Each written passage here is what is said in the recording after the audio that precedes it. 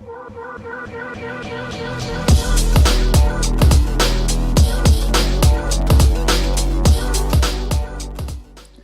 everybody, welcome to episode 17 of Into the Rift. I, as always, am your host, Daniel Dracos. Joining me tonight is going to be Chris Cuenco, sorry, I probably butchered your last name, our BR expert.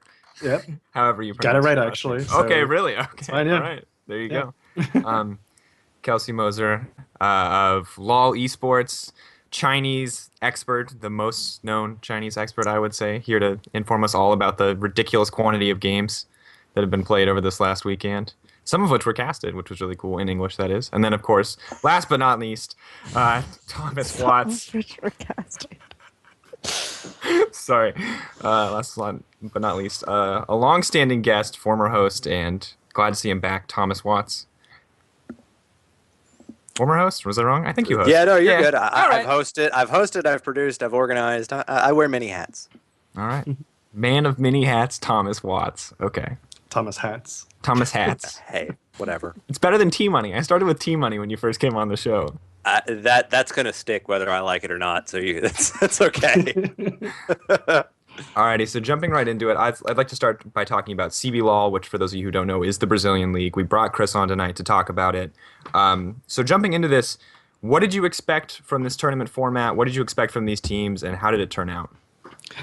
Well, a lot of the hype coming into this week, or at least the initial stages of the CBLoL as a league itself, was this huge announcement of the two Koreans that were going on to Cade Stars, Emperor and Daydream, and it was perfectly scheduled such that the first match, the marquee matchup to kick off the entire season, would be the hype team Cade Stars against Pain Gaming, which is pretty much the legacy team of Brazil. They've been kind of the most well-known team in Brazil, as well as outside, arguably speaking, and it lived up to the hype for the most part.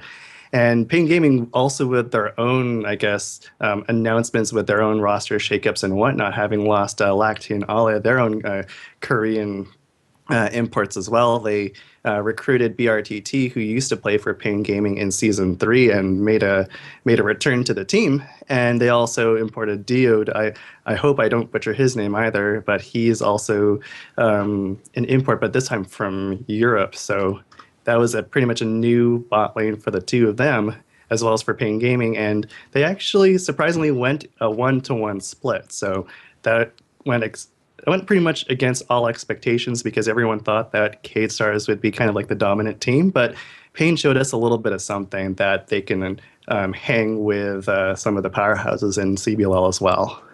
So with these new lineups, I know in the past it was kind of this thing where Pain was just leaps and bounds ahead of other teams. Do you feel like that's still true, or do you feel like they're going toe-to-toe with Cade, and this is kind of the consistent thing we're going to see all season? Well, the thing is, Cade, just on paper, I feel that they definitely have the strongest team in terms of talent from top to bottom. And arguably, you can make a case for every single member of that team that they are pretty much the best player in their position. I mean, the really cool thing about Brazil is that while players overall are mechanically skilled, there's a lot of different teams out there in the league that each player can provide their own specific skill set to form specific strategies for those particular teams. And basically, a really great example of this actually would be Cade Stars' support Loop. And I've been kind of unfair on him in recent history, because all he ever does really is specialize in peeling for his AD carry, kind of like in a Zero role, actually. And basically what Zero did for Uzi last year in starting Horn Roller Club, it's not too much unlike what Loop did for BRTT when he used to be in Cade Stars last year as well, or at least last season. And this time around, now that Emperor's come into the group, I think his Loop's previous stint with BRTT prepared him excellently, actually, for him being the bot lane partner for Emperor, and they've been really tearing it up. And aside from some odd some lane things that they need to work out together, for the most part, Loop has peeled so fantastically for Emperor in those games, and he's just such a great fit for that team, even though I might not necessarily think like I'm still not sure and I'm not particularly sold if he's literally the best support in Brazil right now, but he makes a case just from his performance and how well he works within the system for his team. So the other import on that team is obviously Daydream, and how do you feel like yeah. his performance has been? It's a little bit weird with Daydream. I mean, obviously he's very mechanically he's extremely proficient and he's been tearing it up in Brazilian solo queue, but you'd think that he would be a little bit more aggressive in the early phases of the game in the laning phase, but because of his picks in his matches against Pain Gaming, I believe in game one, the one that Cade actually lost to Pain in that one, they actually put him on Elise, which is a champion which I've not really seen too much of in the preseason and season 5. So it was a little bit weird to see him like that. He went 0-5-3, and he wasn't able to really get his lanes going. And because Surti was on Pantheon and he was able to get a lot of nice engages all across the map to set up some really nice team fights, because that was pretty much the setup that Pain had for their comp. Daydream just really wasn't that effective, but they really made him more involved in the second game, and he was on, I believe, Pantheon. So basically, he was the one on Pantheon this time around, and he showed a lot of success there, 3-3-11. So he did a pretty good job. So I think he just needs to be a little bit more involved with the team going forward. So do you think that's just the Elise pick, or that's his play style and just not having experience on the team? It was really interesting because Pain had a very nice pick and ban phase, I feel, in that first game. They tried to go for that Lissandra first pick, which basically is kind of that kind of power pick, providing a lot of flexibility, forcing Kate to forcing them to kind of think on their toes and try to adapt their pick, or trying to pick something that's a little bit more versatile against whatever Pain might end up throwing against them. And for whatever reason, they went with the Elise on the first rotation. So I wasn't exactly sure what was going on there, but they definitely fixed it up in the second game. And actually, a lot of Pain's success came from the fact that they put BRTT on Sivir. And what Cade did in the second match was they ended up picking the Sivir away from them, and that caused a lot of problems throughout the rest of the pick and ban phase. And I think Pain's team composition was kind of like all over the place, and they really couldn't get anything going. One of the big things I see with the Sivir pick is that it's most often about Sivir's ultimate and not necessarily Sivir's presence in a team fight herself. Right. Do you feel like that? Do you feel like BRTT is the sort of player that would prefer more of a hyper carry, or does he prefer more of these utility style AD carries like Sivir?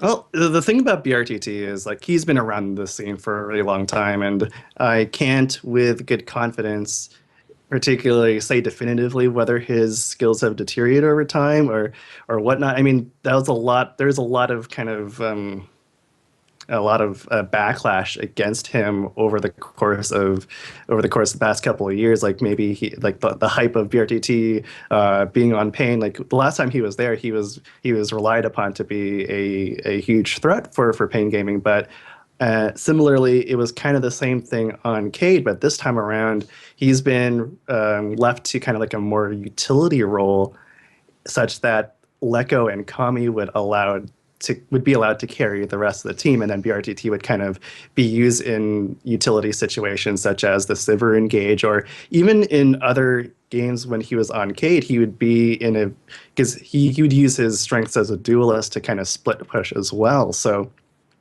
the Sivir pickup was really nice for them in the first game, but because they took it away, it seemed like Pain didn't have much else planned in the pick and ban phase. So what happened was, I think they ended up picking Vayne and John. I'm sorry, they picked up Vayne and Katarina in the next rotation afterwards, and they didn't really have the right team comp set up for that. So it just kind of fell apart there. But whenever he was on that utility role, they seemed to be a lot more functional and a lot more successful there.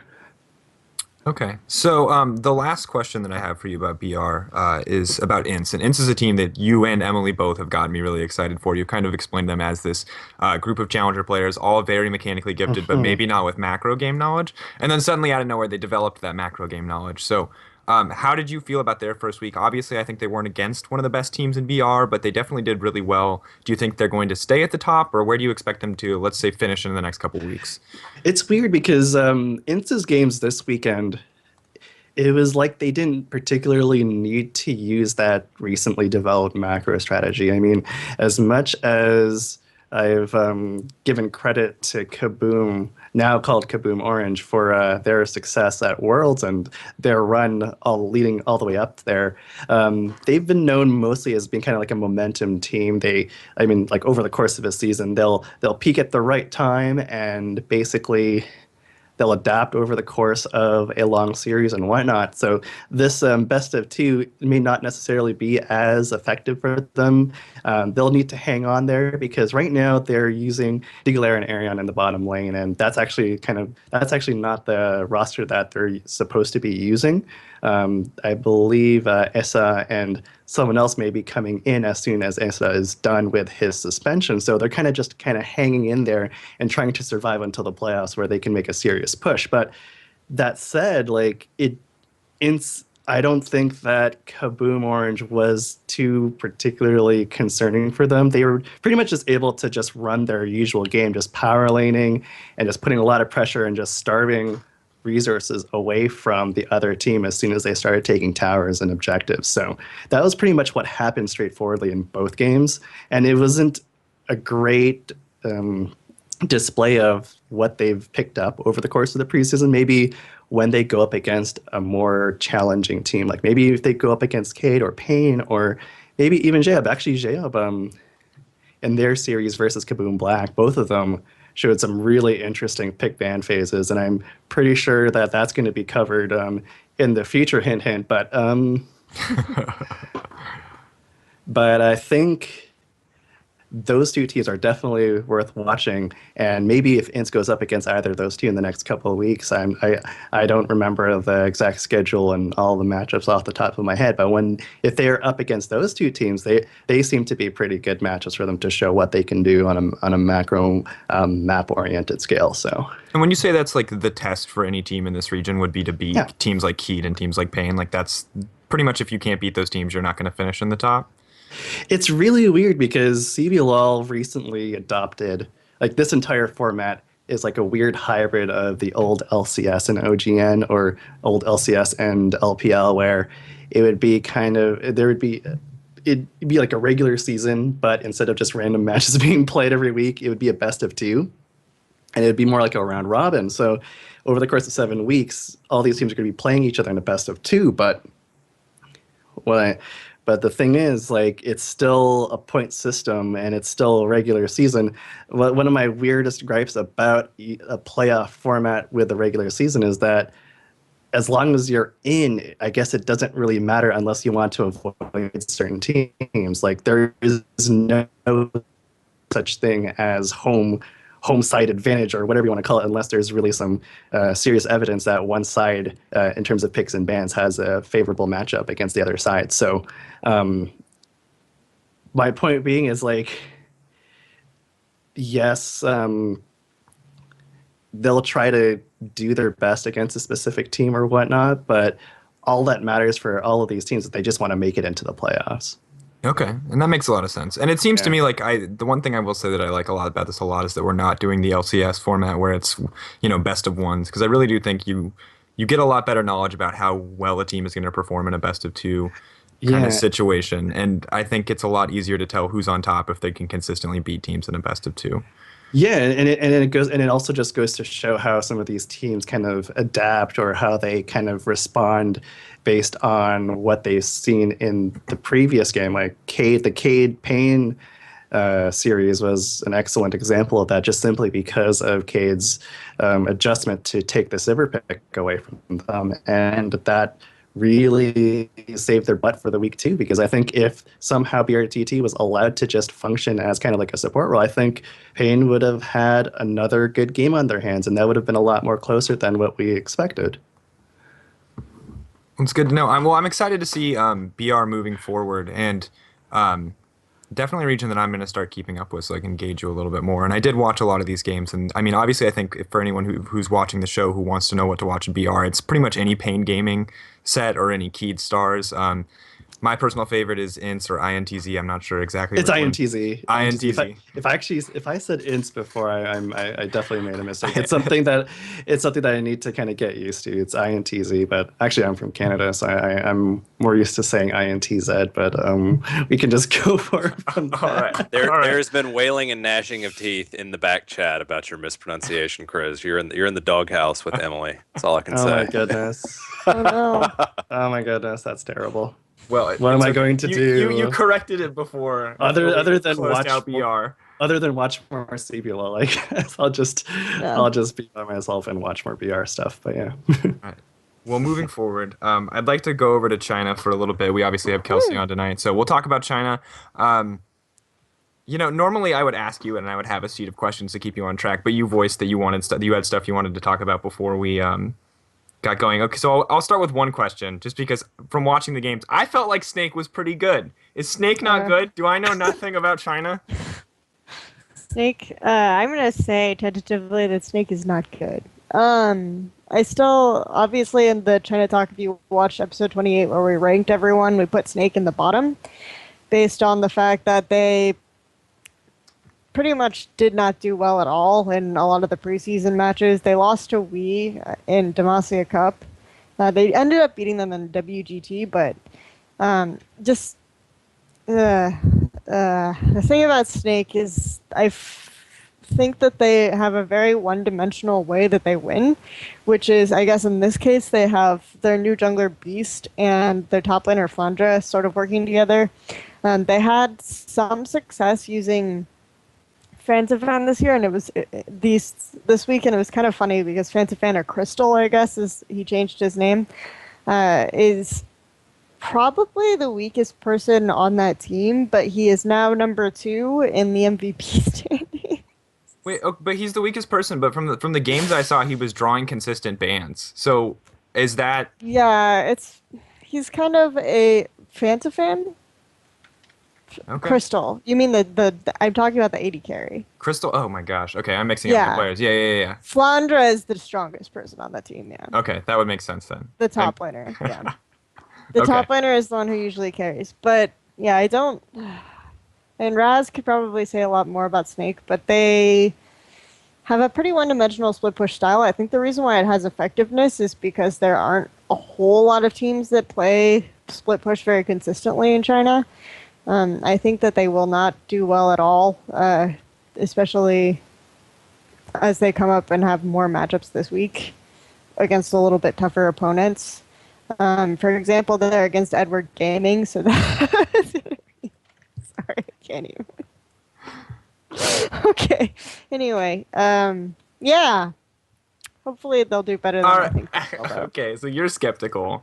I'm excited about them. I was impressed. Sorry, Crystal's the 80 carry. And I thought he was he's like, from what I remember, the definition of like the typical Chinese 80 carry, and that he pretty much only played hyperscaling 80 carries, except he kind of mixed it up in one or two of his games this week. He did still play Tristana and showed a pretty good performance, if I remember correctly, but he did mix it up. I'd branch out to something else, Sivir, if I remember correctly. Yeah, I wouldn't say that that's the typical. I would say that Chinese style is more very aggressive 80 carries since Wei Xiao. They like to win lane. They like to crush people. I think San is an exception. Obviously, we had Nameho's a little bit more versatile, but a lot of 80 carries like to crush lane in China. They like to dive your towers. Yeah. Okay, so I kind of. But Crystal's kind of different. He usually plays scaling 80 carries, and he relies on his support a lot, and he'll miss position mid to late game. Yeah, I have issues with Crystal.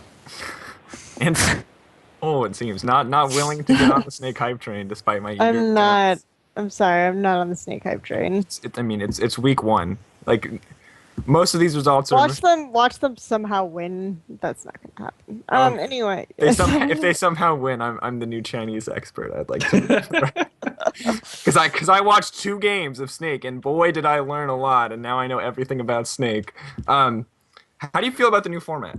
I watched I couldn't get through all these games, I'll be honest. I watched about half of these games, and I enjoyed them all thoroughly, and I kept up with just about every team as well as I could, and I watched the recaps, but it's a lot for me. Is it a lot for you? Is this kind of overwhelming? I mean, I think I had like 10 hours of sleep this weekend, where I was just watching games and then going through my day, trying to sleep a little bit, then going back to the games. So it's a little bit of a blur, and I had to rewatch some of them, but I really enjoy LPL. I don't know if anyone realizes that or not, but I really enjoy LPL, so it's not terrible. It's not a terrible torture for me to watch 24 games. I think it's going to be really, really interesting because Chinese teams already have this tendency to troll the regular season, right? So now they have to play 4 games a week. They sometimes would have to play 4, sometimes they had to play 2 last year.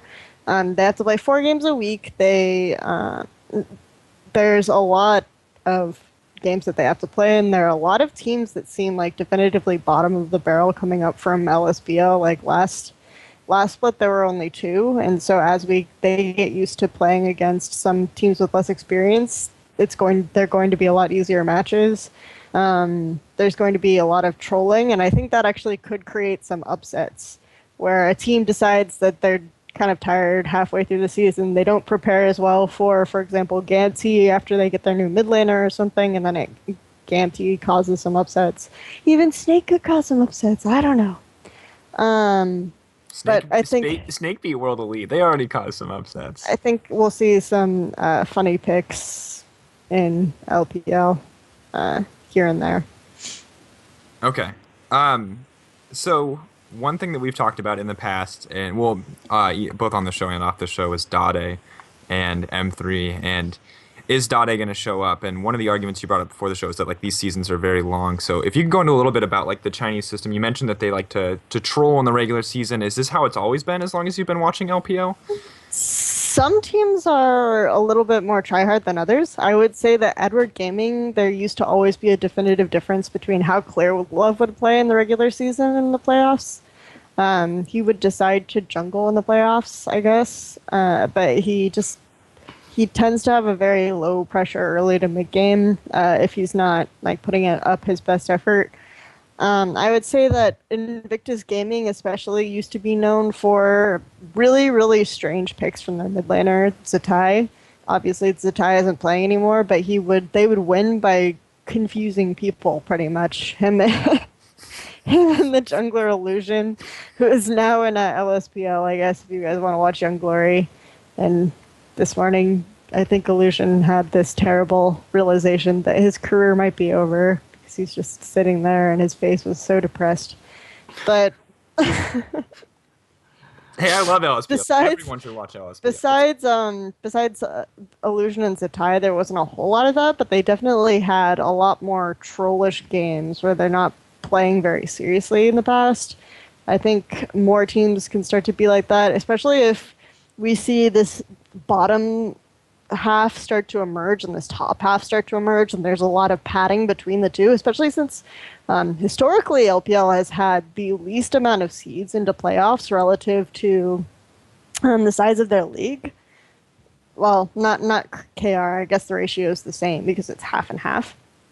So there's a little bit more seriousness until teams are locked into playoffs. But once teams start getting locked into playoffs, because now 8 teams can go to playoffs, and only the bottom 4 are excluded, we're going to probably see a lot more trolling from the top half. And that's always kind of a calling card of LPL, is you see really strange things. Gangplank top was something that happened last year. Karthus Jungle happened last year, though I guess it's not a troll anymore. Thank you, Saint Vicious. Saint Vicious rated it top tier. Saint Vicious. Master jungler. Best jungler in the expansion tournament. Some J-Sadie carry, Sejuani came out. Just people have a lot more fun when they're locked in, I think, in LPL. There's a lot less serious face. Though. Do you think it's like them trying things out, or do you think it's just them playing things that they know are bad and like just to have fun? I think it's a little bit of both, because I always feel like Zatai, for example, and I feel kind of this way with Wayless, is that they'll pick things, LGD Gaming's mid laners, they'll pick things that are almost good and could be good, like if a patch happens to tweak tweak this champion in just the right way, or these circumstances in just the right way, and that will maybe eventually happen, and suddenly that champion will be meta like a month later. But they'll play things that are like almost good and kind of experimental. And Wayless was the first one to play AP Kog'Maw even before CJ mid laners did. He ended up playing Ezreal mid in some of the off-season tournaments. He played Lissandra in LPL playoffs. So he's played a lot of stuff that ended up coming out later. But I think it's partly experimentation and things they think are good and trying things out. And because they have more games to play, they have a bunch of games that might not be as high level as some other games. For example, LGD can like kind of be indecisive about which top laner they want to play. So we can already see a little bit of that. OMG let UZI play Vayne after they stomped through EP. They're like, okay, here you go, boy. Let's go. But yeah, so it's kind of a mixture of both, like trolling and having fun, and also just trying stuff out. They kind of want to avoid burnout. This is going to be like a heavy, intense league in terms of the number of games. Just the amount of time being at the venue, like watching the other teams play, the amount of research their coaches are going, VODs their coaches and their support staff are going to have to go through. Like, I mean, so I expect a lot of like games where they're burning off steam against some of the lower teams. So, do you think that will affect watchability? Obviously, there's the new in vogue 2015 issue is going to be there's so much league being streamed through LoL esports now. Is that are you going to see some kind of devaluing because of that? Do you think that's going to happen, or is it China has fans, LCS has fans, they might intermix, no big deal? I think it will affect certain people differently. Like obviously, a lot of people like those weird games, you know, with the troll picks and the strange off-meta stuff, and people are like, oh, they're playing Vigar support right now. Let's tune in. In that voice. Yeah. China, yeah. And then other people who just started like the hardcore and only want to watch the best competitive games are really going to be turned off by it. Yeah. So, but I think it's 24 games a week, right? People aren't going to want to watch that except me anyway, or like the biggest fans, like even people who are hardcore NA and EU fans were put off by Super Week, and guess how many games were on Super Week, right? 24 games. So this is like Super Week every week, and I mean, I will probably enjoy it, but yeah. Do you think God, I forgot. I was at the start of this. My whole thing was going to be talking about Dade, and is Dade going to show up? But I think you pretty much. I think the rule you just explained applies to him as well. Is that the seasons are long. Obviously, the quantity of games is just ridiculous. So, do we like? Is the Dade retirement home still a thing? Like, is that still the prevalent theory with Dade, or is the new theory like he's biding his time, waiting for the games to count before he just like goes ham and starts carrying games again? And I think you could go either way. I think right now he's not really caring. Like, there's always the scrim mentality in China, and this is why I always thought Dade, like in a weird way, kind of fits in with China's. That apparently he doesn't take scrim seriously at all. Chinese scrim mentality is very much just free for all, kill or be killed. No one cares. Sometimes OMG reportedly even swaps their roles in scrims. They just to see how it feels like to get more general game knowledge and to understand like their teammates better. So just weird stuff like that. Scrims are not taken as seriously. So I mean, I can kind of see Dade almost approaching this as this is not as important. But at the same time, if you go to levels of importance with Dade, like you've got a 2-time champions winner, right? So when at what point is LPL important enough to care relative to that? Does he care about LPL at all? I mean, is he enjoying his check and dealing with his whatever Looper is doing? Yeah, I don't know. So, and obviously that's a team that's got a lot of questions, and they're in the past when they were World Elite Academy. I wasn't very impressed, notably with their pick ban phases. But I mean, Dade did bust it out one game, so I'm inclined to believe that like it's not the Dade retirement home, and that it's just he's joking around and just getting acclimated to this ridiculously long season. The other team with my favorite Korean imports would be Vici Gaming, obviously Mata and Dandy, and then Vasily, his triumphant return to China as a one-trick pony. it's so that was a horrible phrase, so bad. I'm sorry. So their early game's awesome. Like Mata and Dandy still look great. Like Vici Gaming looks pretty strong, and then they managed to throw it away. I swear people keep telling me this, and there's legit one of the 4 games they played where they had like a legitimately okay early game. Their early game is awful. I don't understand.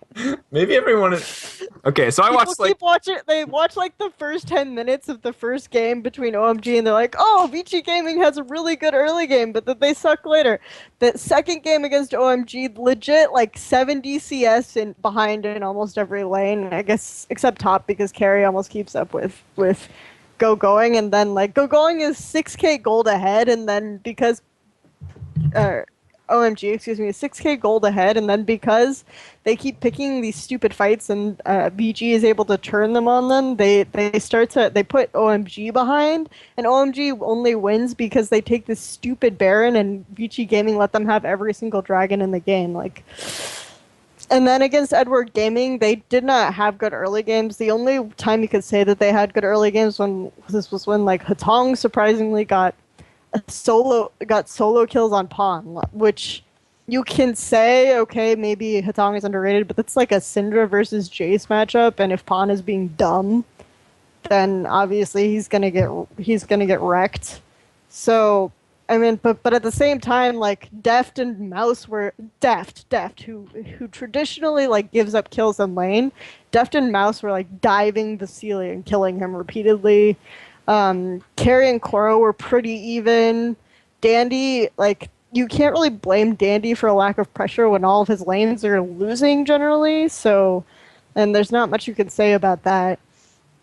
But it's like his team, his and Mata's, it's weird because I never considered Samsung White like a very good team fighting team.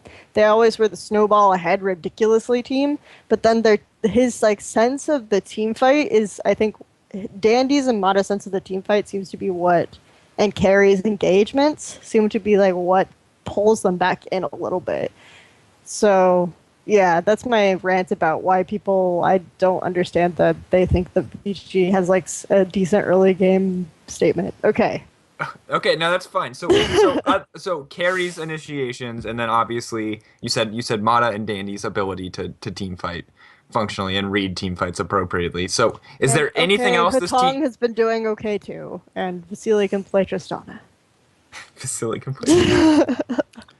Things already known. He dressed up as Graves once, I think. I'm pretty sure he can play that champion too. Like I still remember that video. It's a really awkward video. Okay. It's a timeless video. What are you talking about? Oh, do they okay, so do they do anything else well, or is this like the team's like one claim is that like if their lanes don't lose, Mata and Dandy will probably like make things happen? They effectively made OMG look like shit from 6k gold behind, so hey, that's exciting. Like, based on their second games, I think they kind of got wrecked in both of their first games against EDG and OMG, but based on their second games, they actually made OMG and EDG look not very good at all, despite the fact that OMG and EDG generally had leads in most matchups. So I think I rated VG very low based on like 1 Vasily and 2 Hatong. So, and the idea that I thought if the laners were losing, that Dandy and Mata wouldn't be able to deboard, which is something that they always like used to do really, really well on Samsung White. But yeah, I rated them really low initially, but based on the fact that they were able to do these comebacks and have these, and then like Edward Gaming and OMG are traditionally the team fighting teams, right? And of course they've gone through roster changes, so their team fighting isn't as good right now, but I mean, it's impressive. So I would rate them higher than I initially did. with Snake too. You know, Snake. Got to put them both up there, moving up towards the Yeah, top. Snake and Vici Gaming like the same team, pretty much. Oh man, Right. I didn't say that. Please no. So do you think they're gonna get better as the season moves forward, or do you think this is like? I mean, obviously, team fight competence is very important, especially in China. Do you think that they can like shore up some of their Lian weaknesses, or like Vasily and Mata are both very established players, and if Vasily especially is getting dived under tower, like is that something they're going to be able to fix, or are teams just going to consistently crush these guys in lane, and it's really going to be on them to turn it around in the mid and late game with those kind of team fights? I can't tell you if they're going to get better or worse. I think that they'll do better against, for example, this weekend they're against Invictus Gaming and KMT. I think they'll do better against those teams than they did against OMG and Edward Gaming. I mean, OMG and Gaming are at the top with probably LGD. So, yeah, they have to do a little bit better against at least KMT, right? Yeah, I mean they're gonna let's take GameT. I love GameT, but let's take GameT out of the equation. I mean, I mean in the future against I these like same KMT. teams, against these same like let's say these teams play again, like we're to play again next week. Do you think they would like do you think the issues are small enough that they could figure them out and fix them, or is it like going to be a long-standing goal to fix this team or to make this team? I think this is like a thing that people ask me about the Chinese and the Koreans, and it's like obviously their communication is going to improve and they're going to get better, but that doesn't happen always. Like sometimes the communication looks like it gets worse because patches change or metas change, and so they can't adapt very well, and you only start noticing these communication issues. Like it doesn't mean that if teams start to do one thing well, it doesn't necessarily mean that everything's just going to get a little bit better. Like any of these teams could fall apart, and that look good right now could fall apart based on either communication or a patch, or because we haven't seen a lot of these teams play more dimensional play styles. So okay, so it's just a little bit up in the air. Not willing to give it the definitive statement, which is fair because I don't think there's enough information. I agree. I was just hoping that maybe you would have some secret level of insight that I don't know, that's otherwise unobtainable to me. But I think that they should take XQ from LGD Gaming's bench because I would like to see Mata and XQ versus PYL and Imp. This would make me very happy, and that is all. okay. Well, Imp and PYL is a good segue. Kelsey's dream version of LPL, where you just get to build your perfect teams in a second. Ideal. They swapped AD carries. That's what happened. Okay. Well, let's talk a little bit about LGD because this is the team that obviously a lot of people were excited about. Imp and PYL was the bot lane we talked about last week when you weren't here. Dave was like super hyped about Imp and was like didn't know much about PYL but wanted, of course, was hoping for the best. Do you think that lane is working out very well? Do you think it's just Imp, or do you think like the two are working well together? And they were my top two bottom lanes were going to be Imp and PYL and Name and Zero. Obviously, we didn't get to see Name and Zero yet. So I think right now, yeah, they're the strongest bottom lane in LPL. PYL has always been a very, very strong captain. Like he's kind of Mata-esque in a sense, in that teams are drawn to him for his strong captaincy, for I think he's intelligent about the map. LGD is almost always this intelligent team, not necessarily the super mechanically good team, and now they have the really strong top laners. Not necessarily the really strong jungler, but hey, if all the lanes win on their own, then who needs a jungler, right? Right? No. Well, so against teams with a little bit more strength in the jungle, and also stronger laners that they can't just like walk over, I think we'll see LGD. We'll get a chance to see just how good LGD is. But I think right now they look really strong. So. All right, and I think that's the team that most people are excited about, given like the presence on there. We haven't got to see too much in the top lane play from people. Haven't been as excited about Flame, or people haven't gotten to see as much Flame as I'm sure they would like. But Acorn doing pretty well. Obviously, you mentioned earlier that he is working very well with the team, and so obviously that's why they keep bringing him in. Is that team communication is pretty important, especially if, as you said, with a team with more emphasis on strategy as opposed to individual mechanical skill. But it's also cool. It'll be cool to see more of Flame as we move forward. So that's pretty much all I had to talk about as LPL goes, as far as format goes, as far as teams go. Is there any team that you really expected more out of that just didn't show up this week, other than World Uh, Elite? Obviously, King. Um, if anyone's talked to me, I've rated King really highly. Uh, Largely because even before Worlds, even after Worlds, the only team they could really that could really beat them was Edward Gaming. They were consistently beating OMG, consistently beating Star Royal Club. I think one issue that we're seeing is that if you look at pictures, if you just look at a picture of King from LPL, they all look like five, right? These teams are not just really new teams and new organizations that don't have as much experience, but also they have like really young players.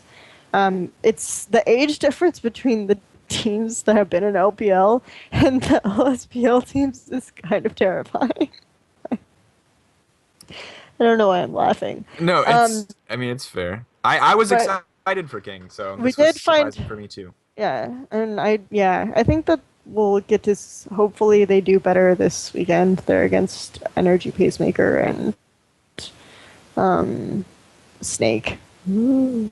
Snake, I know. I have to pick between my new favorite Snake and my old favorite King. Um, How'd you feel about Sky? Sky's a top laner have all been excited about in the past. Snake did say that there are two teams to beat for them were Edward Gaming and King, I think, is what Flandra said in his post-game interview. So, and there you go. He says that they say that King has always been consistently been able to beat them. Sky, I do like. He hasn't played that well recently. His teleports are usually pretty good. I think he has something of a champion pool issue, but I'm excited for Sky to watch kind of Sky develop as time goes by. If King continues to play with this roster and these players, the other thing about King that oh yeah, I did want to say that we did find out what the age limit is for LPL. They do have one, okay? I know, everyone is shocked. But they are not, Gamty is not playing with their starting mid laner for LPL yet because he is not 16 by Chinese age, which means that he's probably around 14. So by what we consider like age in the West, by like you're born and then a year later on your birthday you turn one. On the Chinese calendar they consider like Chinese New Year as a date for age. So he's probably like 14 and turning 15, but turning 16 for the Chinese age. So he's going to be able to play on January the 28th. So we talked about why Starhorn isn't playing with Name, but I think also it should be noted that Gamty doesn't have their main roster either. That seems ridiculously young to me. Is this like I don't know. It just seems really. Flandra was last year the same age in LSPL, so Flandra is super young. Snake is super young as a team. Gamty is super young as a team. King is very young. So these are the future, ladies and gentlemen. So if they don't burn out before they turn 17. If they don't burn out before they can go to Worlds. Yeah, what happens to these guys if they try to qualify for Worlds? Do all of these teams just fall apart and have to give up their spot? I mean, I don't know. According to the Riot regulation, there's like according to your birth certificate, and there may or may not be some weird stuff going on, but off the record. some questionable birth certificates. Birth certificates, but yeah, so. Okay. So all you need is a little fraud, and then teams will get to Worlds, no problem. Pretty much. Okay. Yeah. So I guess if we'll see what happens if GMT or King make it to Worlds this year. Okay. And I don't know. Maybe all of King's players are 17. I mean, they look really young compared to the rest of the LPL. So It's fair. at 17 is still, in my opinion, extremely young. All right.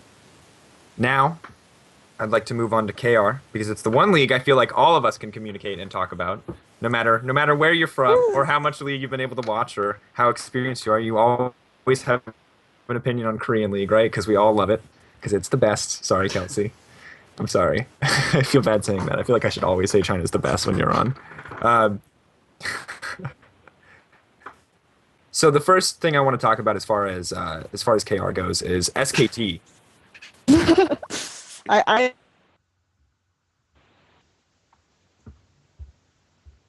SKT is pretty simple. When you've got LeBron James as a starter, you don't bench LeBron James. You trot him out every time.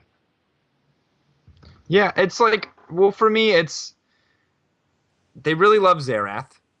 They really love first pick and Xerath. So I kind of get, I kind of get playing Easy Hoon. He's a very competent Xerath player. He knows how to sit in the back and press R and land that. It's like he's good. He's great. He's great at that champion. He's also good at Ziggs. I hate Easy Hoon. I'm not going to lie. Easy Hoon's champion pool is so toxic to me. It's so hard for me to watch him play League of Legends. He's obviously very good.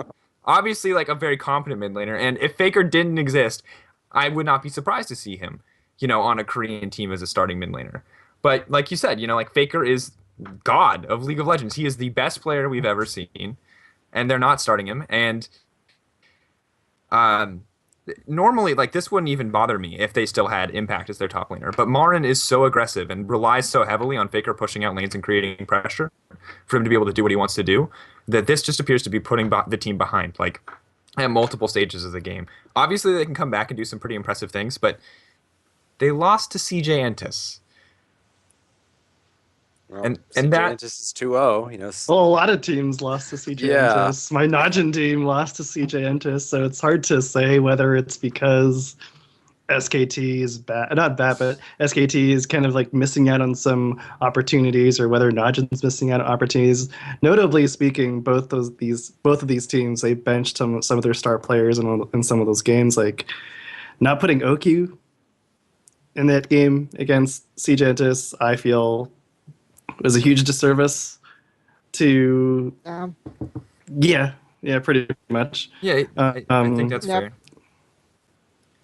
Well, one of the things that you could see coming in Korea is now that it's a league as opposed to a tournament where every game matters. Well, every game might not matter as much, and it almost feels like the teams, as much as I don't think you ever bench LeBron James when you come to SK Telecom, it almost feels like the teams are treating it almost like a Masters season where it matters, yes, but it doesn't matter. So let's plug and play the first couple of weeks. I realize they've been doing that in the preseason as well, but that's the only explanation that makes any kind of sense to me. Or the vaunted Korean coaching staff that has been ballyhooed for 9 months is not as good as anyone thinks it is because they're just doing stupid stuff. Those are the only two explanations I can see, quite honestly. One thing I probably could think of is, while you're talking about that analogy about, you always try out LeBron James, but if it's a really long, arduous season, including all of the, off-week practices and whatnot, maybe they might be taking like a Spursian approach and, rest as many people as you can and try to make it to the playoffs, right? And make sure everyone's fresh and ready to go. I'm not sure which of the two it is, but I wouldn't be surprised if it was that. So. Is this the new thing in League of Legends? My take on China, right? So, I mean, is this the new, like, the reoccurring theme for LoL though? Are we going to see this in NA and EU too? Is this like when you have a long season, just like whatever for the first like 3 or 4 weeks? Well, that would be an NA and interesting EU topic now have to see. fewer games, right? So yes, they have NA more and EU per now week have- because of 10 teams except super weeks, but not as many in a season. I think that's what it is. I think. And they face each other twice now each. So I think I think NA and EU might play more seriously in their games relative to how they played last season. But with Korea and China, they have more games. They have less of a rigorous structure, arguably, than they had before. So I expect more trolling from those regions. More Which first pick Xerath. one of the things you can do to change that to a certain extent is schedule big matches early. Like you can't completely get rid of it, but looking at day one, Najin SKT1, that's just on paper. When I saw that match, I'm like, that's a good first match. This That should was be pretty good. fantastic. Yeah, but at some point it's going to break down because the seasons are so damn long. And a discussion we can have if you want to go this way later, Daniel. I'm not riding this no. horse, however, is there a sweet spot? What's the balance point? Is it do we just kind of punt on the first 4 games of the regular season, a lot of what college football does, where you just play cream puffs before you really get into it? How do you that's what it's called before people get in my face about it. I promise. I watch more football than you, so get in my face, please. But is that how it's going to be, or is it going to be an every game matters mentality? I think there's something to be gained from both of them, but it's certainly something that's worth discussing going forward. In it's interesting mind games almost, if you ask me. Yeah. So wait, are you gonna say that you're gonna use like a weird sweet spot, like a college system, but then you end up with a system where we'll just vote the teams into the playoffs? No, using the press or whatever. Oh God, no, no, See, please. the thing is with China is it's almost like each team still only faces each other on 2 separate occasions. So you could have Vici Gaming end up being like this bomb roster, and then later on they don't ever get a chance to face OMG and EDG again. Or you can do away with best of 2s. And I don't like doing away with best of 2s for I think best of 2s are more interesting. I think they teach teams more things. So in China, but at the same time, like if they only get to face OMG and EDG this one time, right? Then for the rest of the season, maybe Vici Gaming takes scrims with OMG and EDG, and Vici Gaming takes scrims with each other more seriously because they don't have to face each other again until playoffs. So they're able to be a little bit more serious early on in their scrims instead of trolling and being afraid of giving stuff away. So it sounds like you're almost doing some kind of divisional approach where you adapt the champions format and you just do 2 divisions, a la the NFL, divisional play and cross divisional play, once or twice, which would be something worth thinking about. I'm just saying, as a consumer, I am busy. I am a full-time student, etc. I cannot watch 24 LPL games and looking at this, 15 Korea games and NALCS and EULCS and try and get stuff in Korea and try and get stuff in Brazil. There is not enough time in the day. So it's what's the spot here? That's for me as a consumer. I think it's not just consumerism, though, is what I'm saying, is that I think that I personally think that the way that the LPL is formatted now is worse for the competitiveness of the league because, again, we are seeing more trolling more often, but also there's been this argument that if teams don't face each other as often in the regular season, say they only face each other once, like OMG and Vici Gaming never have to face each other again until playoffs. Okay. Then for a couple of weeks they have a very serious scrim partner in between Vici Gaming and OMG, and that can make those teams stronger because they don't have to be hiding stuff because they know they have to face Vici Gaming again later in the regular season, is all I'm saying. Speaking of the divisional approach, though, LSPL did adopt the OGN format. I think there's a lot of value in that for the same reason, is that you don't have to face people in your group again, or face people outside your group until playoffs. So you have this period of time where you expect patch changes to come, so you have some time to learn things, to try things out, but also be more serious in terms of change, and then you still don't know what the other team is going to do. If that makes sense. No, I think it does, and I really like the. I understand. No, go ahead. Sorry. I was gonna say, I just like the old OGN format. I like group stage formatting because I think it gives you very clear scrim partners. You can practice things that you can take seriously. You don't have to hide something. And I think that while LPL teams, my understanding of Chinese scrim culture is this, and I mean it's pretty much entirely gleaned from what you and Frosk have told me. So I'm hoping you'll agree. Otherwise, I've been not listening at all this whole time. But LSPL teams tend to take scrims very seriously because at the end of the day, their goal is to make it into LPL. They want to be these big names. But once you get into LPL, it tends to be more casual. So for LSPL, I think it's a really good thing. I'm worried that LPL, like, they already don't take scrims very seriously. Like, this is just more incentive for them not to worry about it too much since they have all this free time. I'm just not sure exactly how it's going to play out, but I can see how potentially, it might work in their favor. Well, that's what I'm saying is that they'll take scrims more seriously because they won't be trying to hide stuff if they don't face each other as frequently. Yeah. Okay. So you're just... For me, the scrim culture would improve if they didn't face each other as often. Yeah. Okay. Or if they didn't have to face each other and they were in a good group format. Yeah. Thomas, what were you going to say about the subject? Oh, I mean, I just, like, you already have, it's an issue. It is quite honestly an issue, and it's not because I'm hating on China or I'm hating on Korea. I'm not trying to hate on anybody. It's just that think about what's happened over the past 4 months in terms of League of Legends tournaments. You have the NA expansion tournament, the EU expansion tournament, a couple of IEMs, and token Chinese tournaments that you have to go through Chinese portals to get to. So you have this dearth of league from essentially Worlds to now, and that's a 4-month period. And right out the gate, kind of your banner leagues, at least in the East, your banner leagues are what sounds like screwing around. I'm going to go back to the Easy Hoon thing. It is so hard for me to think if that's anything but let's plug and play and see what happens. Like I don't think that sounds strategic thinking on a macro level, but they can try it, so let's do it. So your first league out the gate for your leagues that really grabbed the Season 4 World Championship by the throat. If you really think about it, it was Korea, China, and everyone else.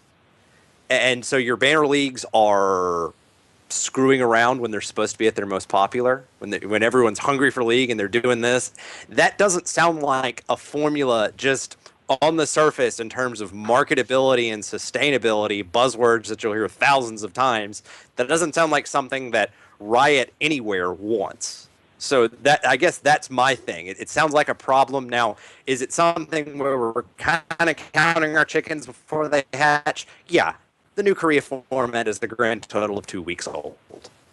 So it might change. But right now, as I said, I can perceive that as a problem, and it's something that you probably need to fix. Because if it continues, what are you going to do? NA and EU are going to be great. You'll get Reddit fights where NA and EU fans say they're better than the East because they don't screw around as much. And then they'll come to the Season 5 Worlds and they'll get their butts kicked, and we'll be back at the exact same spot we are right now. That's what you're looking at, if you ask me. I think we can't. I don't know. I think you're. At the same time, by the way. I think, I think we're having some connection issues, and it could be on my end, it could be on our producer's end, or I'm not sure where it's coming from. No? All right. I think Kelsey's lagging because I see her speaking. I see. Can you hear me? Okay. All right. Yeah. All right. I think. Go ahead. Sorry.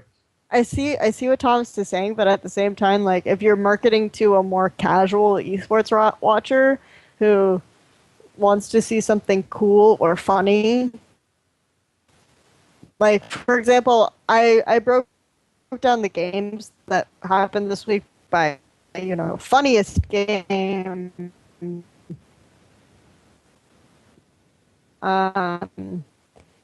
like, most interesting. If you want to watch the first game, I'll tell you right now, Master 3 versus Starhorn Royal Club, the second game, that game is hilarious. Why does club end? What is .id? doing? Why is he playing that? Why is he counterpicking himself for the second time in the series? Looper legit just failed Flash for the third time in like 5 minutes. Well, that obviously can't happen because Flash cooldown is only 5 minutes, but you know what I mean. So I just like that kind of thing. People think that's hilarious. Like some casual fans will want to watch that and think that that's like the greatest entertainment. So, and then you've got the people who want to see competitive professional players play Vigar support.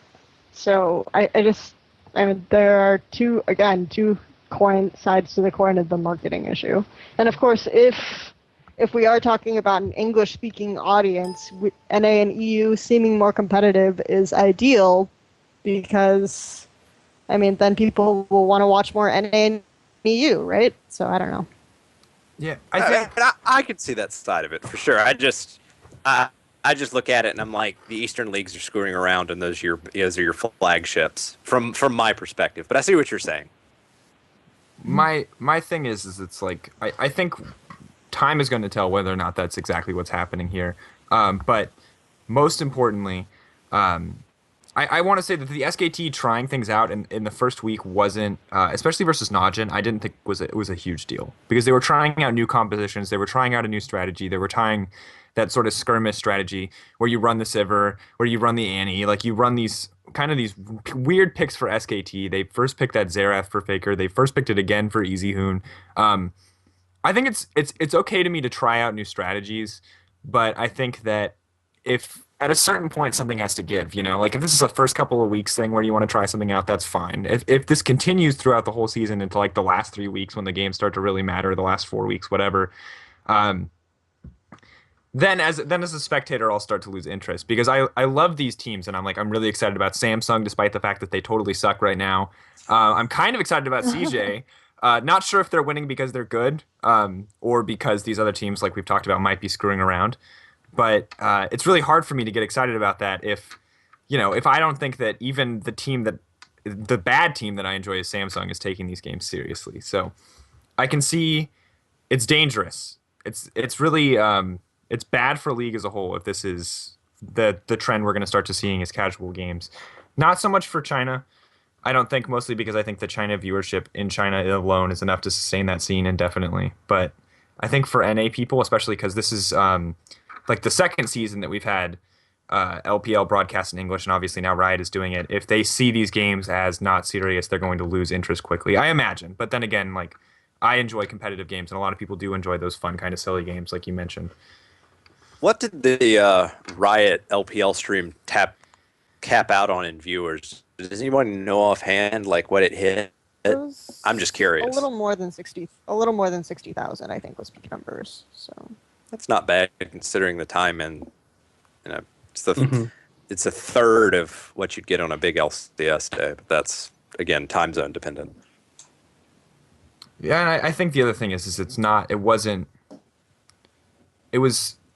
I don't know if it got out enough or if the information was spread well enough. And I also think that the time of day is still really awkward for people. You know, it's never going to line up in the same way that NA or EU do. Like, people enjoy those midday matches. People don't like being up that late at night, I think, for the most part. At least for me, it's like, if I'm going to do, like, I'm going to watch LPL. In EU, it's during, like, I mean, Friday is during, like, working hours, too. So yeah, right in the middle of the afternoon.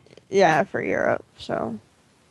So I think just a lot of the time zone differences are going to limit the amount of viewers you're going to get. Yeah, I mean, I was curious. I didn't know how many viewers, like a quote. I don't know what a quote unquote sustainable number is. What a number is, Riot will continue to do what they're doing, but that's not a bad viewer amount for a first run.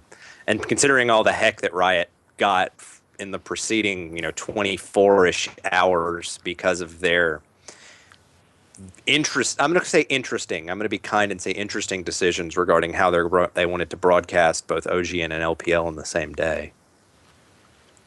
Yeah, and how they prioritized which stream. Yeah, okay, interesting. Yeah, it was interesting. I don't want to come out and smash one of the people that I work for on live on live League of Legends show, but let's just say it was interesting and put that back in its box and put it on the shelf and leave it alone. Exactly.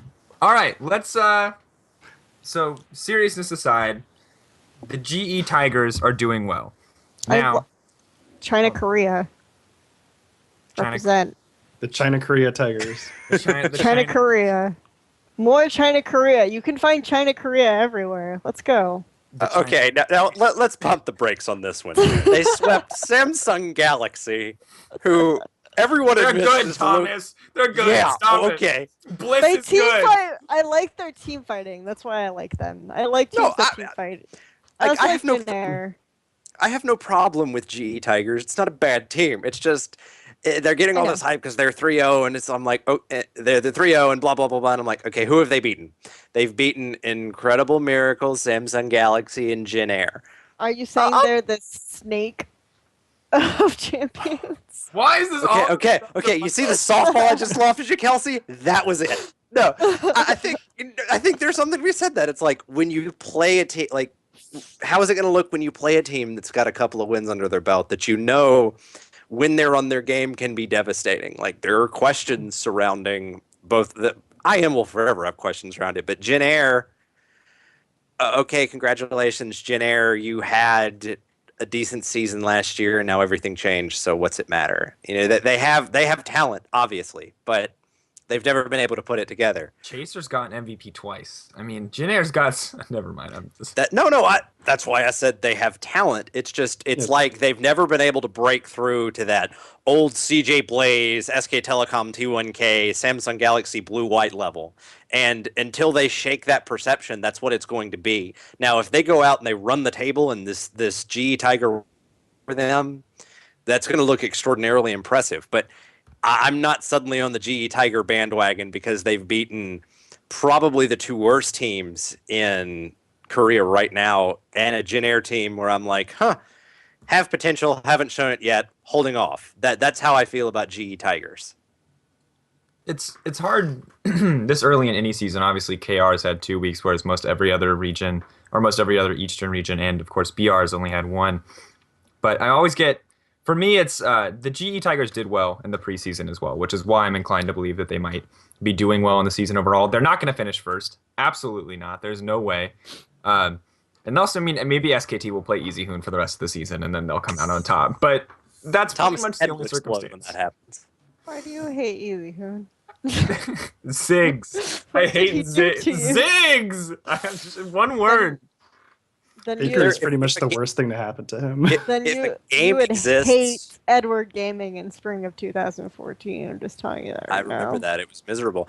If there is ever a game that exists where you can legitimately get 600 or 700 farm and you're on Ziggs, just stop. I don't want to watch. I will spend an hour smashing myself with a hammer before I watch that game.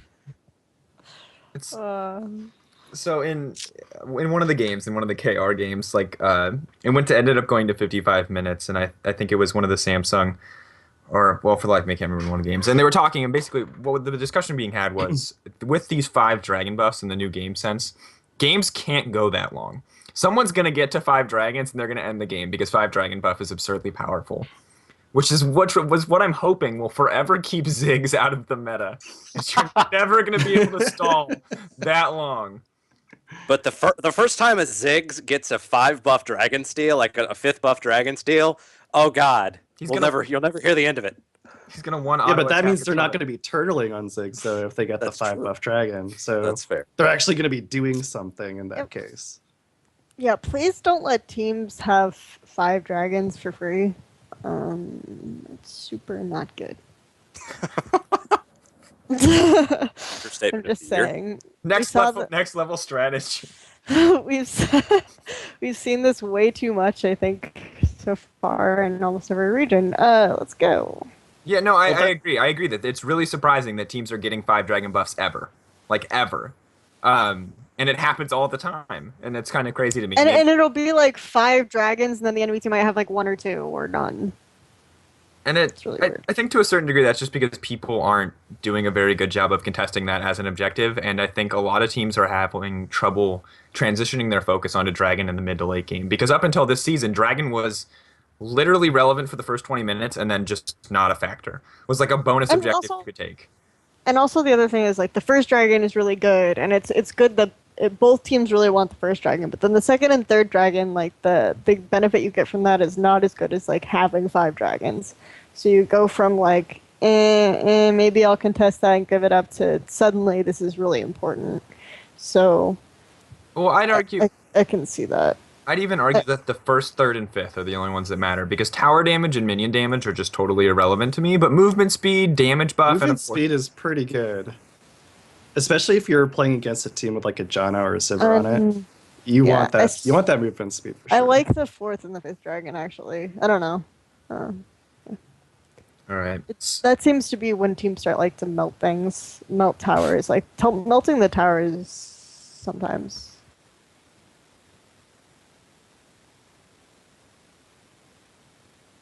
That you reach that point in the game where all the towers are down anyways. So like you're kind of only using that to maybe take down an inhibitor turret or whatnot.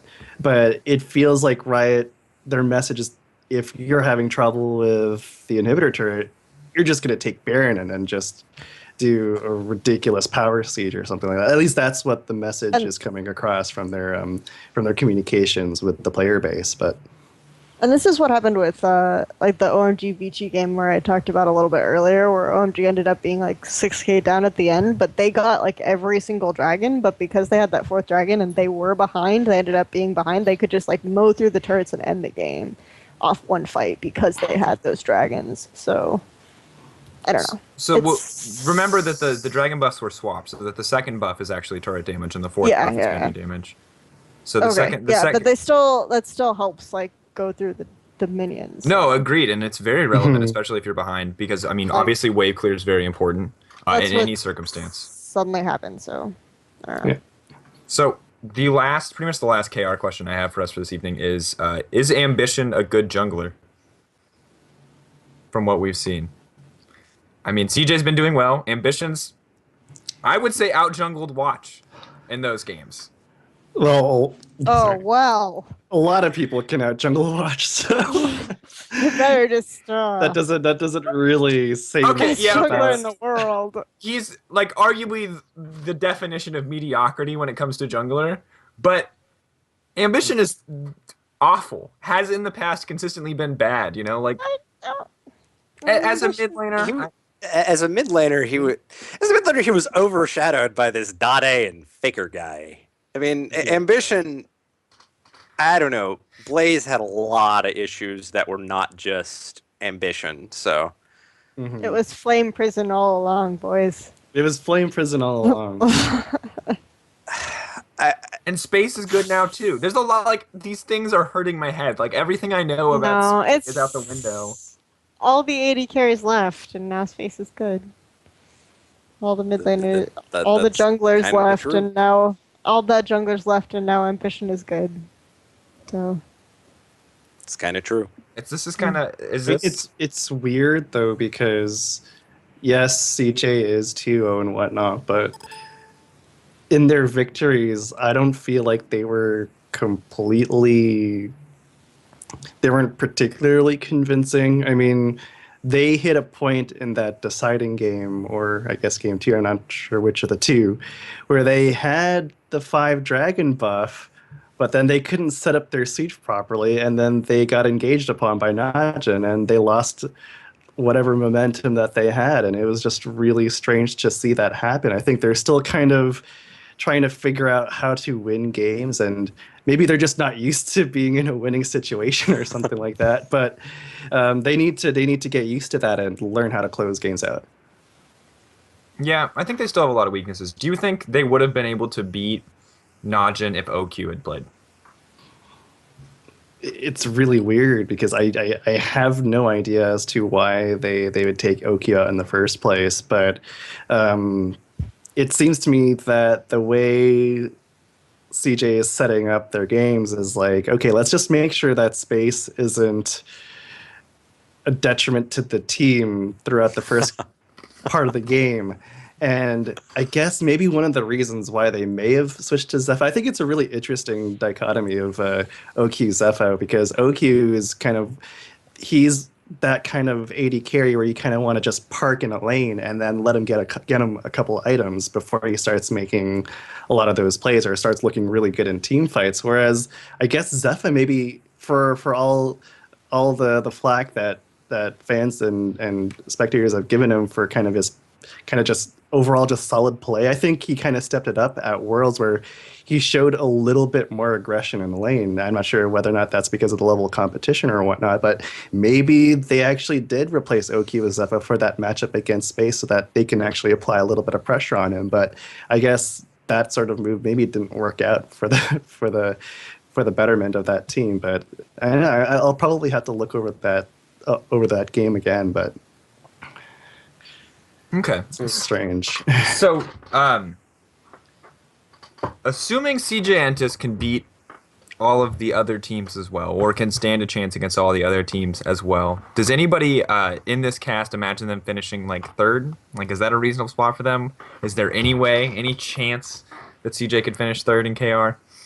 Well, assuming they continue to win against other teams, well, in that case, then yeah, they're Yes. probably They should Or be able go to. even? But if Let's they say don't win let's say win against the CJ other versus teams. GE Tigers. GE Tigers who have proven themselves for beating the better teams, and CJ who have now skimmed a couple games off. Let's say who do you think who's more likely to end up in that third place spot? Because I don't think there's any questions that SKT and Najin 1 and 2, yeah, 1 and 2, without a doubt. What order, I'm not sure at this point, especially if they keep letting Easy Hoon play. God damn you, Easy Hoon. I'm sorry. We should name the show "We Hate You, Easy Here" to just call it a day. No, I think it's kind of at the end of the day, you have almost like different tiers in, Kelsey, you mentioned LPL tiers. I think there are a few more tiers in Korea. I think you're going to have SKT and Najin in some order in the top. And then the brawl for third, I can see CJ Entis and GE Tigers and Jin Air coming into the middle of that. And then you've got IM might get into that third place group, but I think KT and Samsung are a mess right now. Can they get better? Sure, but they look like an absolute mess. I think that's what you'll see in Korea going forward. I was really hoping KT to at least make a move to that second tier. Right. And they've shown a lot of promise to score in the jungle in the preseason, but I guess it was so weird because the narrative heading into the season was more so Ambition was doing really well in the jungle, and then Score was kind of like underscored. But now it's like now that we're starting to see the regular season games, Score is starting to kind of fade back into, I guess, obscurity relatively to the other. It's weird watching those two, I guess, converted junglers, kind of watching their development happen kind of like in parallel to each other and how they move in relation. Ambition, I guess he's just lucky that CJ is 2-0 for now, because I think the moment they start slipping, it will most likely be his fault. So I think that's fair. I think there's a lot. I think pretty much the consistent theme for all these regions is we're going to have to wait and see, because there's just there's been a lot of upsets. I mean, I'm a fan of Steak now, which Kelsey hates vehemently. I don't hate them. I just don't think they're good. they're good. Okay, that's fair. Okay, all right. Well, anyway, there's a I lot would of like teams. to see those players do well in the future. Okay, I'm not hating. Not hating. No. Okay. All right. Not hating, but all right. So there's a lot of teams doing well in these first couple weeks that we might not expect to do well in the future, although a lot of this remains to be seen. But there's one thing that we've all participated in recently that pretty much puts more weight onto that, and that is fantasy draft. So with NA and EU right around the corner, pretty much all of us have been involved in a number of fantasy drafts, 2 or 3, some of us more, some of us less. So let's talk a little bit about our fantasy draft strategies, because NA and EU, obviously there's a lot of speculation we can do. Obviously, we can guess as to which teams are going to be what, but there's been so many changes, and honestly, NA hasn't played in so long. There's no off-season tournaments like there are in China, or there's no preseason like Korea, so there's a lot of questions. So what did you guys pick going into your teams? What did you prioritize? Who do you think are going to be the standout players in terms of fantasy points? Well, I think the obvious one that will probably get, or he should get, picked number one the most is Reckless. Yep. I mean, I think that's kind of the guy that stands out. If you look at him last season, and he doesn't have Yellow Star anymore, and Yellow Star Reckless was devastating towards the end of last season, particularly in fantasy points. Mm-hmm. you know, you take him, he was this monster, particularly later on when Fnatic came on. You put him on a team that literally just dumpstered the entirety of Europe. I mean, it was Alliance and it was everyone else with SK potentially, you know, showing flashes. I don't see how that's going to change that much. I mean, we can thrash Wicked some for top lane mediocrity, but you still have a power mid laner, you have a decent jungler, and now you have one of the most mechanically skilled AD carries in the West. I'm not going to compare him to the East because I don't want Kelsey to jump through the screen and stab me. But you know, you have a fantasy point monster in Reckless as a really good #1 overall pick, and you know, beyond that, in terms of like position priorities, I don't like looking at drafts that way because I do a lot of NFL mock drafting. That's my other hat that I wear, and it's more, where do you value a certain person?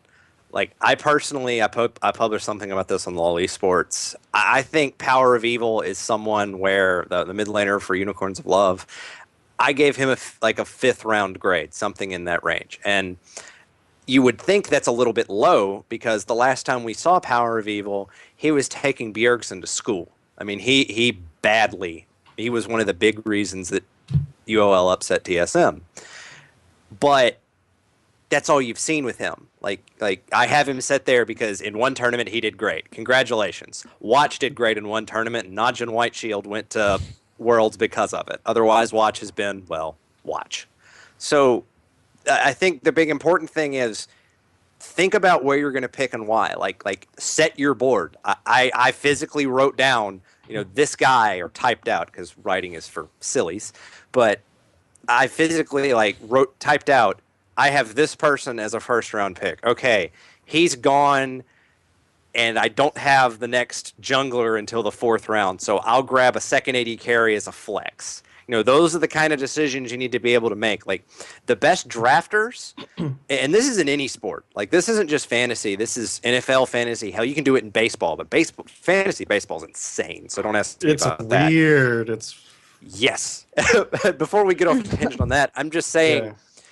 Draft your board. Don't say, oh, 3 supports just went off the board, I better grab the next one. There's a tendency to do that, and I've fallen into that trap too, so I'm not saying that I'm the grand poobah of drafting, but don't worry about it. There will be someone there, particularly now with 4 extra teams. You know, now each league is 10 teams, so you're going to have a waiver wire pool of guys, and at worst, you can play matchup fantasy games, wherein like you'll pull a guy off the top of the waiver wire heap because he's playing the 8th place team and the 7th place team in a week, because those kind of schedules happen.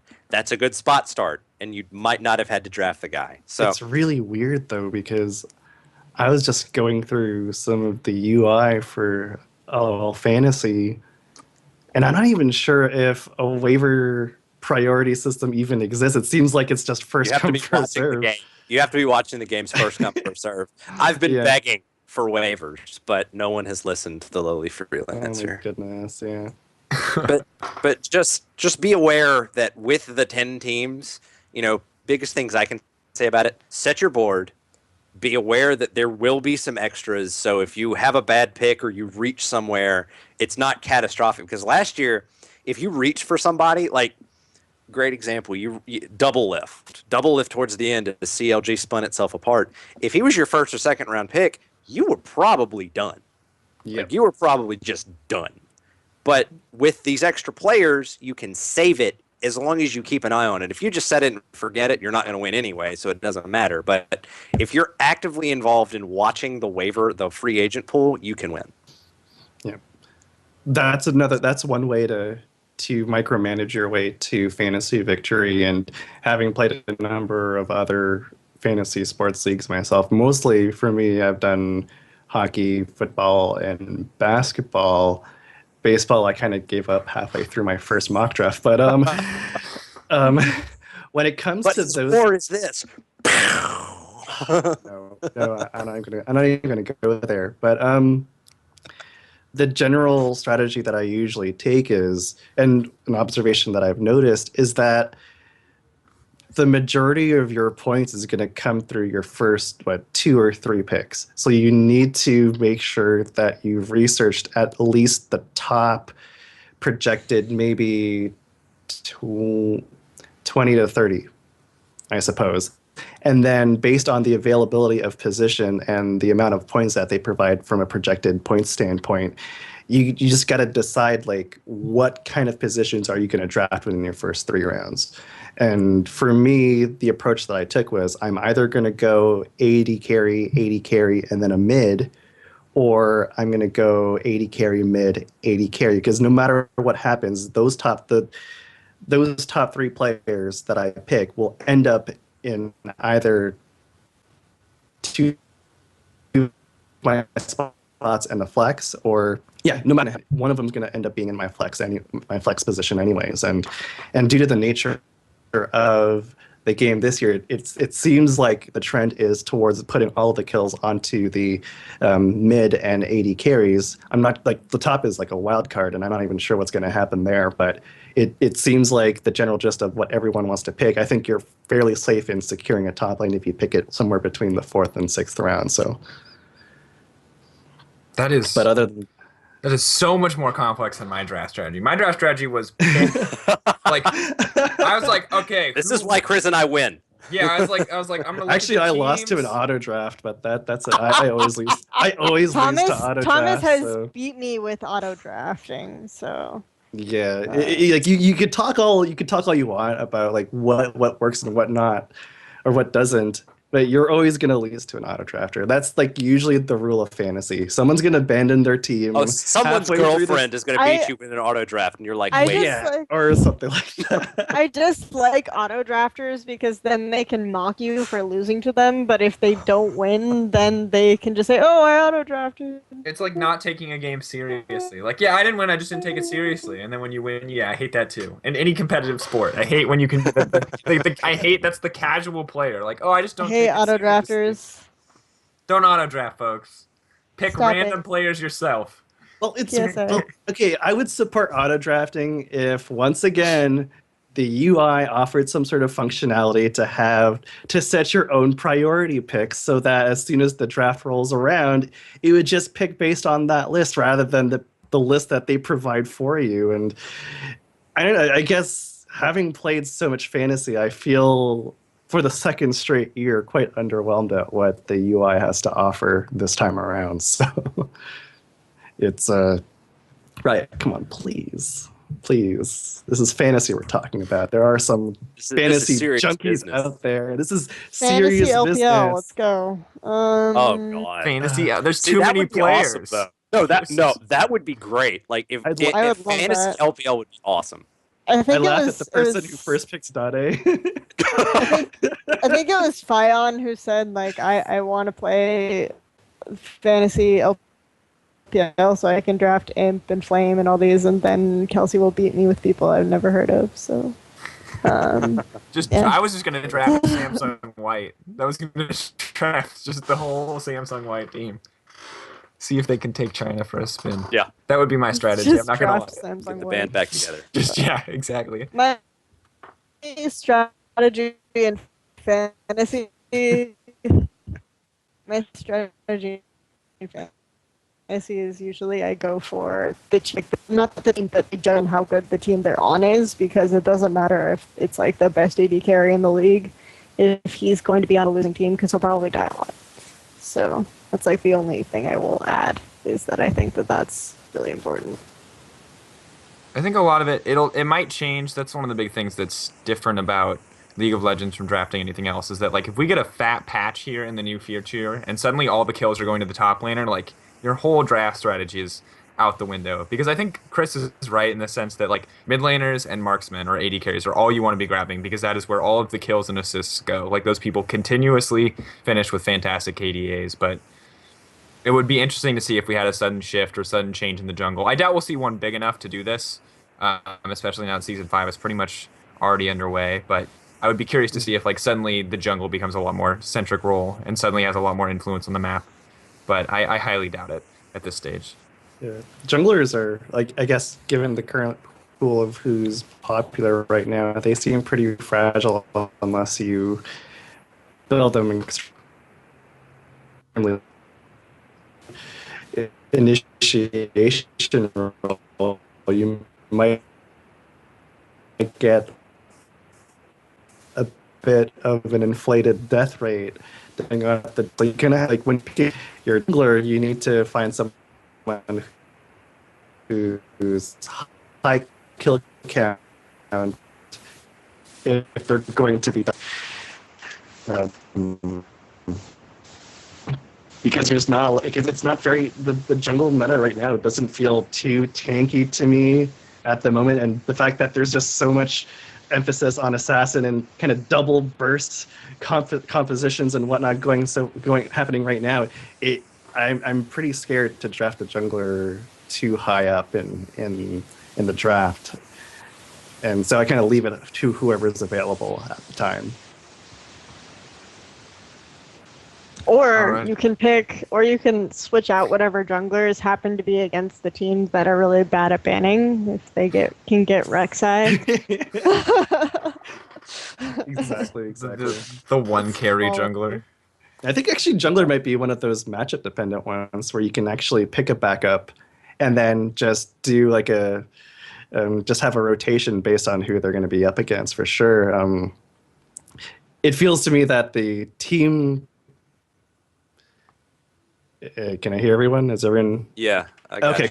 cool. Okay, and it feels to me like the team position kind of reminds me of the team defense spot in fantasy football, and you're just kind of playing chicken to see who picks the top one first.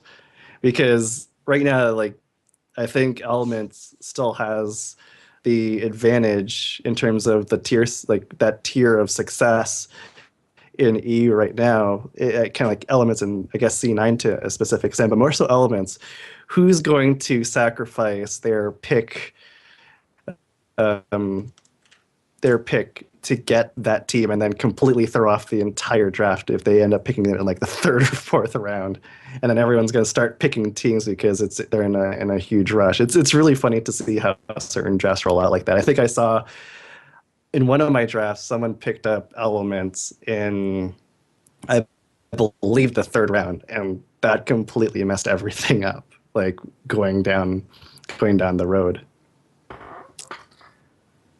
All right. Woo.